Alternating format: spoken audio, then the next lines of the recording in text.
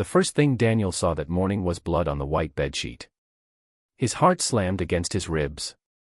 For one terrifying second, every terrible possibility flashed through his mind. His 7-year-old daughter Lily was asleep in the next room, safe. That left only Emma, the quiet woman he had rescued from the roadside during last night's thunderstorm. Daniel rushed toward the guest room and stopped at the open door. Emma sat on the edge of the bed, her shoulders trembling. A crimson stain spread across the sheet beneath her hand. She quickly pulled the blanket over it, embarrassment flooding her face. "I'm so sorry," she whispered. "I'll pay for the sheets." Daniel barely heard her. "Are you hurt?" he asked, panic filling his voice. "Do I need to call an ambulance?" Emma shook her head, tears gathering in her eyes. "No, please don't." Daniel stepped closer, still worried. "You're bleeding." She closed her eyes for a moment before speaking so softly he almost missed it. "It's not what you think." Silence filled the room. Then she took a slow breath. "I had surgery 3 weeks ago. The doctors removed a tumor." Her fingers rested against the bandage beneath her sweater.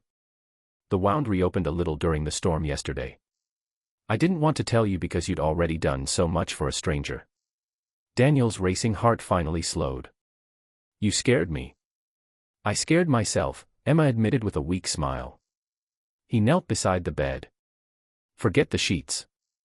They're ruined. They're just sheets." Her eyes filled with tears again, not from pain this time, but from hearing someone say those simple words. For months, everyone in her life had worried about expenses, schedules, insurance papers, and hospital bills. No one had simply told her that her life mattered more than fabric. Daniel stood. "Stay here." A few minutes later he returned carrying a first aid kit, clean towels, warm water, and fresh bandages. "I was a combat medic before becoming a mechanic," he explained. "Mind if I take a look?" Emma hesitated before nodding. With gentle hands, Daniel carefully cleaned the small tear in the surgical dressing. The bleeding had already slowed. "It doesn't look serious," he said. "But your doctor should check it today." She smiled faintly. "I can't afford another emergency visit." Daniel looked at her with quiet determination. "We'll figure that out later." The words caught her off guard. "We." He shrugged. "My daughter thinks every person deserves breakfast before making difficult decisions." Almost on cue, little Lily appeared in the hallway wearing oversized pajamas. "Is our guest awake?" she asked. Daniel smiled. "She is." Lily walked into the room carrying the stuffed rabbit she took everywhere. "I made room at the table," she announced proudly. "Pancakes help everything." Emma laughed for the first time in weeks. "They do. They help Dad when customers yell." "They do," Daniel admitted. "They help me after spelling tests." "They definitely do." "So they can help you." Emma looked from the little girl to the exhausted single father. The storm outside had ended. But somehow, she had wandered into another kind of shelter. Not one built with bricks. One built with kindness. At breakfast, Lily chatted endlessly about school while Daniel quietly searched for a local clinic that accepted financial assistance.